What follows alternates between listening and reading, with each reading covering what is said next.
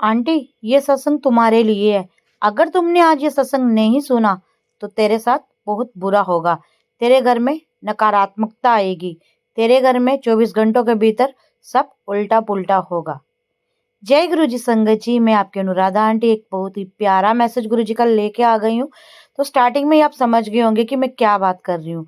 संगत जी, आप में से बहुत सारी संगतें इन नेगेटिव थॉट्स वाले सत्संगों को सुनकर बड़े ही परेशान होती हैं। इस तरह के मैसेज जब आपकी स्क्रीन पे शो होते हैं, कभी फेसबुक पे, कभी यूट्यूब पे, और कभी कभी जब यूट्यूब की वीडियोस आती है तो उनके जो थंबनेल होते हैं वो इतने भयानक होते हैं कि आप पढ़ते ही डर जाते हो और मजबूरी में आप सत्संग सुनते हो, जिसमें आपको इतना डराया जाता है कि आंटी अगर तुमने ये सत्संग नहीं सुना तो तेरा बेड़ा गर्क हो जाएगा।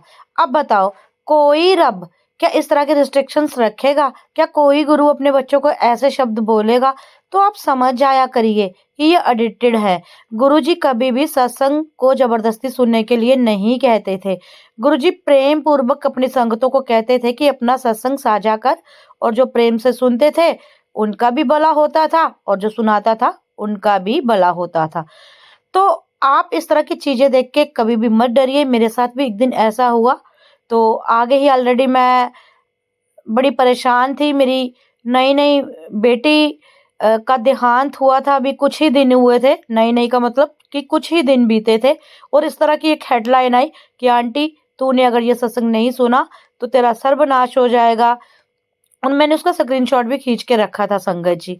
लेकिन जैसे ही मैंने डर के मारे वो सत्संग सुना तो उसके अंदर वैसा कुछ भी नहीं था। सिर्फ और सिर्फ ऊट पटांग बातें और फालतू की बातें थी जिनका गुरुजी और सत्संग से कुछ भी लेना देना नहीं था। तो संगत जी, इस तरह के जो सत्संग डालते हैं ना, ऐसी थंबनेल लिख के, और अंदर कुछ भी सत्संग जैसा नहीं होता, तो उनसे हाथ जोड़ के विनती है कि ऐसा कार्य मत करें। ये पाप का कार्य है। आप किसी को इतना डरा देते हो कि वो डरना शुरू हो जाता है ऐसी चीजें देख के। जो अंदर है, जो आपके सत्संग के भीतर है, उसी की हेडलाइन लिखिए।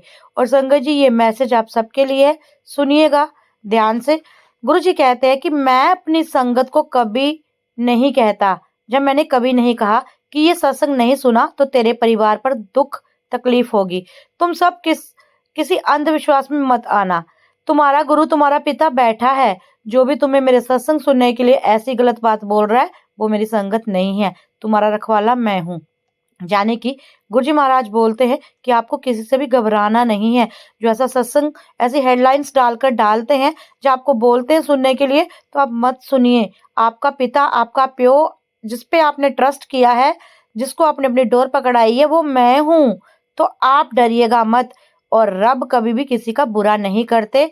हम लाख चाहे बुरा कर लें तो रब हमेशा अपने बच्चों को माफ करते हैं। तो इस बात को आप आगे संगतों के साथ शेयर कर दे। और मुझसे जाने अनजाने गुरुजी कोई भूल चूक हुई हो तो मुझे माफ करना। जय गुरुजी, शुक्राना गुरुजी। बिल्कुल भी लिखना ना भूले। मैं आपकी अनुराधा आंटी हमेशा आपके लिए अच्छी अच्छी बातें गुरुजी के हुक्म से हमेशा लाती रहूंगी। जय गुरुजी, शुक्राना गुरुजी। जयकारा मेरी मां शेरों वाली दा बोल सांचे दरबार की जय।